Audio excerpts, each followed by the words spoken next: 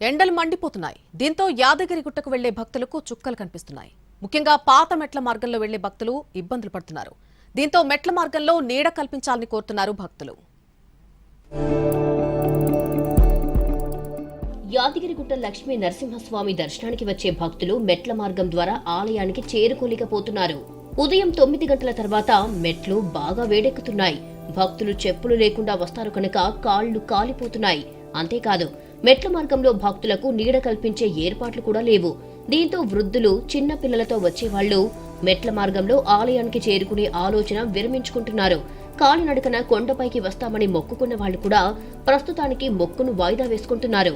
మెట్ల మార్గంలో భక్తులకు నీడనిచ్చేలా షెడ్లు గాని, తెరలు గాని ఏర్పాటు చేయాలని కోరుతున్నారు భక్తులు. అలాగే మెట్లపై కార్పెట్ వంటివి వేస్తే సౌకర్యంగా ఉంటుందంటున్నారు.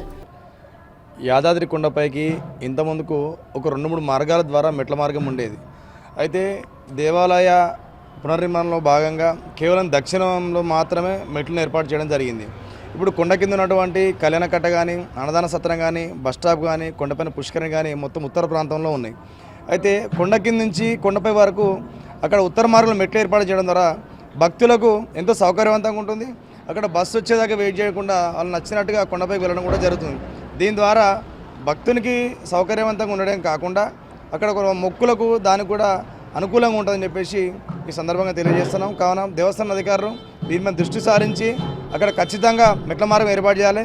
దాంతోపాటు కన్వేర్ బెల్ట్ ద్వారా ఏమైనా మెట్ల మార్గం చేసే విధంగా ఏమైనా ఉందంటే కూడా అక్కడ అదొక మార్గం ఏర్పాటు చేస్తే బాగుంటుందని చెప్పేసి మా యొక్క ఆలోచన.